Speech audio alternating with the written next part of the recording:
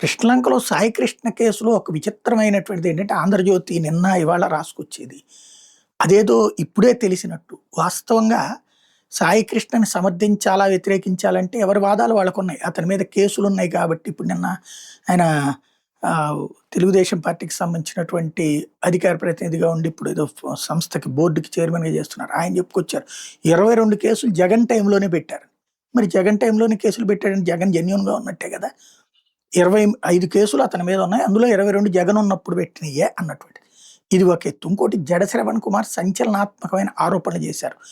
ఇది మామూలు ఇష్యూ కాదు. మర్డర్ చేశారు. ఎందుకయ్యా అంటే ఇదేదో లాకప్ డెత్ వాడు తప్పులు చేస్తున్నాడని కొట్టిన ఉదంతం కాదు. ఒక ల్యాండ్ సెటిల్మెంట్ విషయంలో పట్టుకెళ్లారు అతన్ని. పట్టుకెళ్ళి కొట్టారు. అతన్ని ముందు పోలీస్ స్టేషన్‌కి తీసుకొచ్చారు. ఆ తర్వాత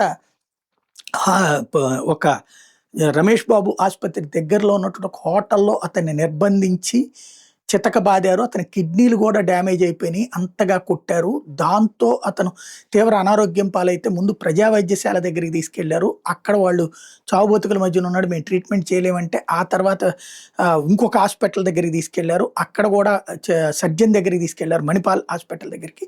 వాళ్ళు చేయలేమని చేతులు ఎత్తేస్తే మళ్ళీ తీసుకొచ్చి హోటల్లో పెట్టి 2 రోజుల పాటు ఆర్ఎంపీతో ట్రీట్మెంట్ ఇప్పించారు. ఆ తర్వాత అతను చనిపోతే తీసుకెళ్ళి బస్టాండ్‌లో శవాన్ని పడేసేసి అక్కడి నుంచి బస్టాండ్ వాళ్ళ నుండి తమకు సమాచారం అందిందన్నటువంటి పేరుతో సర్కిల్ ఇన్స్‌పెక్టర్ మున్సిపాలిటీకి లెటర్ ఇస్తే మున్సిపాలిటీ వాళ్ళు పోలీసులకి సమాచారం ఇస్తే అంటే ఇచ్చినట్టు ఒక డ్రామా క్రియేట్ చేస్తే పోలీసులు కానిస్టేబుల్ వెళ్ళి ఆ శవాన్ని తీసుకెళ్ళి తగలబెట్టారు వీఎంసీ ద్వారా. ఇది పక్కా మర్డరు. ఇందులో ఫోన్ చేసినోళ్ళు, హోటల్లో రూమ్ తీసుకున్నటువంటి వాళ్ళు, హోటల్ రూమ్ సిఐ నాగరాజు పేరునే రిజిస్టర్ అయింది అని కూడా చెప్పుకొచ్చారు. సీసీటీవీ ఫుటేజ్‌ని భద్రపరచాలని చెప్పుకొచ్చారు. అంటే టోటల్‌గా ఇది ప్రీ ప్లాన్డ్ మర్డరు.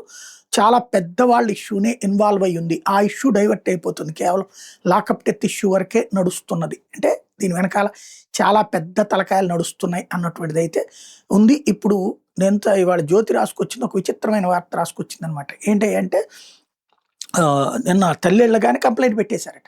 ఆవిడ నెల రోజుల నుంచి డీజీపీ దగ్గరకు కూడా వెళ్ళింది. అయ్యా మా అబ్బాయిని చూపించమని.